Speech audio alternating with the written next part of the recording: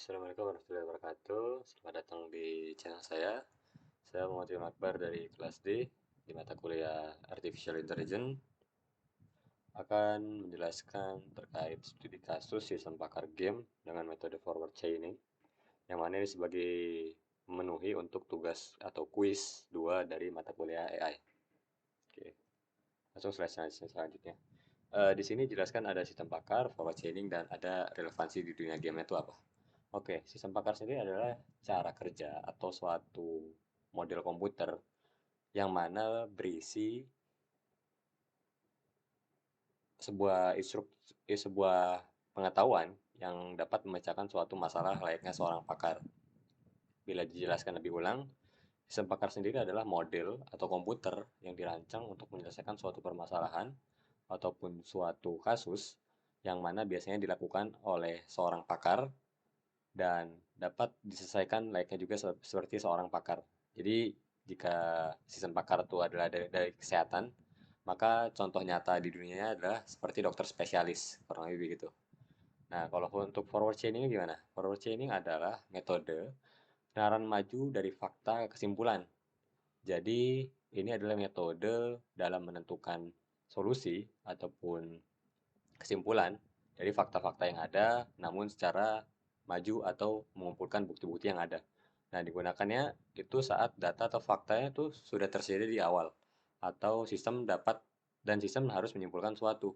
Maka diperlukan adanya fakta yang sudah ada terlebih dahulu agar si sistem atau si komputer pakar ini dapat menyimpulkan suatu dari beberapa knowledge base yang nanti akan kita lihat.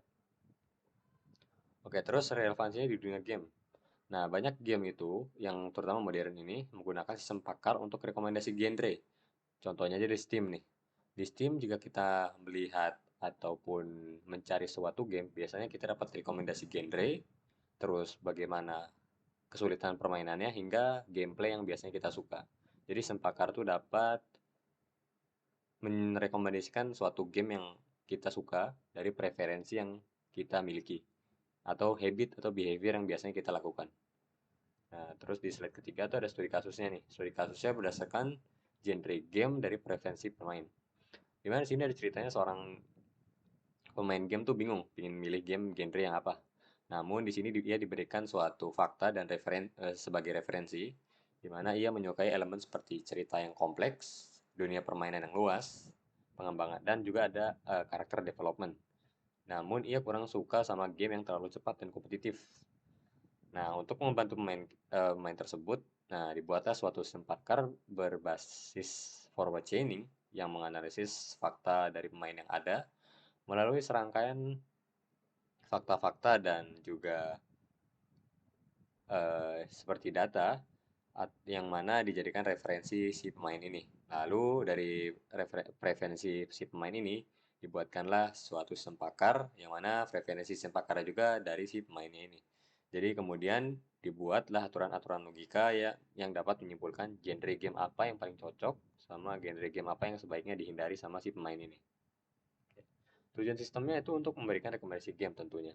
Yang mana dari preferensi pemain yang kita dapat kita ketahui di studi kasus ini, maka akan dilakukan proses yaitu inferensi logis yang mana dari inferensi logis tersebut dapat menyimpulkan genre apa yang pemain ini suka. Selanjutnya, ini ada komponen sistem awal dan sistem pakarnya dan fakta-fakta awalnya. Nah, fakta awalnya nih atau knowledge base-nya. Satu, pemain itu suka cerita yang kompleks. Bener kan di sini ada bahwa ceritanya adalah cerita yang kompleks. Lalu di sini pemain suka menjelajah dunia yang luas. Sini juga di dunia yang luas itu maksudnya permainan yang luas. Lalu pemain suka meningkatkan kemampuan karakter. Ini jelas masuk ke dalam karakter development atau pengembangan karakter. Ada juga pemain di sini tidak suka game yang cepat dan kompetitif. Nah, sama yang terakhir adalah pemain suka mengambil keputusan dalam game. Maka di sini kan dari karakter development aja sendiri dijelasin bahwa karena si pemain dapat mengembangkan karakternya dengan pilihan dia sendiri. Maka dari itu kita dapat memasukkan fakta-fakta ini ke dalam working memory untuk dilakukan operasi inferensi logika nantinya. Lanjutnya, nah ini komponen sistem pakar atau aturan atau rule base-nya. Nah, di sini kita memiliki 6 aturan if then sebagai berikut. If suka cerita kompleks dan N suka menjelajah, maka then di sini suka game open world.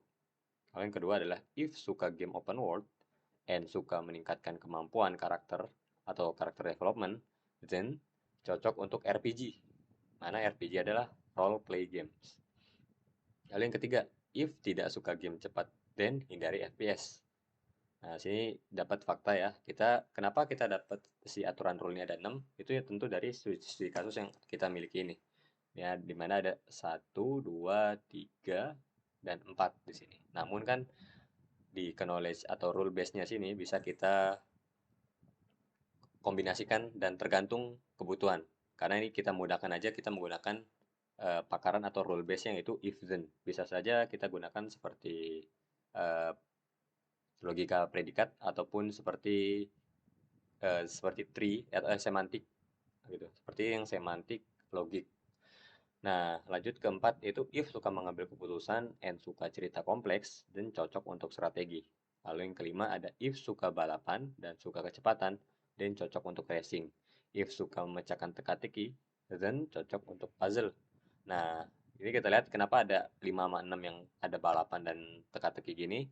Itu dikarenakan sebagai penambahan. Barangkali di dalam studi kasus yang kita dapatkan tadi, itu si pemain referensinya itu ada yang balapan dan teka-teki seperti ini. Maka dibuatlah ada 6. Walaupun cuma ada 4 yang diketahui faktanya. Di sini dinamakan sebagai rule base. Lanjut ke operasinya. Nah, proses forward chaining, pertama kan kita lihat bahwa fakta awal yang cocok di aturan pertama di sini, if suka cerita kompleks and suka menjelajah, then suka open world. Nah, di sini jelaskan bahwa dia suka cerita kompleks, yang kedua juga suka menjelajahi dunia luas. Maka fakta yang baru, dia suka game open world. Lalu yang kedua, fakta baru untuk cocok aturan 2 tuh ada di mana dia suka game open world, dia juga suka untuk mengembangin karakter. Maka ditambahin bahwa dia cocok untuk game yang bertipe RPG. Selanjutnya, nih langkah keduanya adalah aturan 3. Benar nggak nih aturan 3 memenuhi nggak? Dia tidak suka game cepat dan kompetitif, dan maka ini terbukti dari studi kasus yang kita baca tadi. Ya, jadi fakta yang dapat adalah dia menghindari game FPS atau first person shooter. Yang keempat, dia suka ngambil keputusan dan suka cerita kompleks. Nah, ini benar ya, salah satunya adalah cerita kompleks. Di sini tambahkan dia cocok untuk game yang strategi.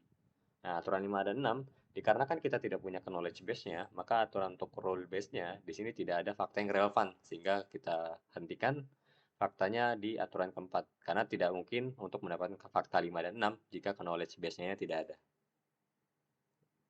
Oke, selanjutnya adalah kesimpulannya nih, dari si studi kasus yang kita dapat. Bahwa berdasarkan forward chaining, fakta akhir yang diperoleh itu dari suatu pemain ini, dari referensi yang kita dapat sebelumnya adalah, dia suka untuk RPG dan cocok, lalu cocok untuk game strategi, lalu yang terakhir adalah dia menghindari game FPS. Nah, kesimpulannya, sistem pakar merekomendasikan pemain yang coba genre RPG tadi dan strategi, serta menghindari genre FPS karena tidak sesuai dengan preferensinya. Dan karena juga yang tidak sukai, karena yang disukainya juga terbatas, maka ya itu tadi aturan 4 saja yang kita dapat jalankan dan dapatkan fakta. Sehingga dari 3 fakta ataupun hasil yang kita dapatkan ini, itu berasal dari fakta yang didapat dari studi kasus pertama. Lalu kenapa cuma hanya 3? Karena kita lihat juga apa fakta yang kita dapat. Jadi kita nggak memaksakan bahwa yang 5 dan 6 juga ada. Karena kita lihat sendiri knowledge base-nya aja nggak ada, gimana kita mau dapetin suatu kesimpulan yang cocok. Nah, ini adalah hasil dari proses forward chaining-nya. Maka dilanjutkan dengan proses penutup atau hal yang bisa kita dapatkan. Bahwa di sini sistem pakar berbasis forward chaining itu memang dapat menarik kesimpulan dari suatu fakta ke dalam suatu solusi. Cocok untuk rekomendasi berbasis preferensi pengguna. Bisa kita lihat tadi bahwa kita bisa menyelesaikan masalah dari seorang pemain yang kebingungan dalam memilih suatu game. Lalu yang terakhir adalah dapat dikembangkan untuk game lain. Contohnya nih, misalnya mode permainan, ada AI lawan, dan juga yang terakhir adalah penentuan kesulitan game. Tergantung dari knowledge base yang kita miliki. Lalu dari fakta-fakta yang didapat dari suatu studi kasus atau preferensi pemain yang ada. Mungkin itu saja dari sistem pakar yang saya miliki di sini. Terima kasih sudah menyimak dan mencoba untuk memahami. Jika ada penjelasan yang kurang, saya mohon maaf. Maka dari itu saya tutup. Wabillahi taufiq wal hidayah. Wassalamualaikum warahmatullahi wabarakatuh.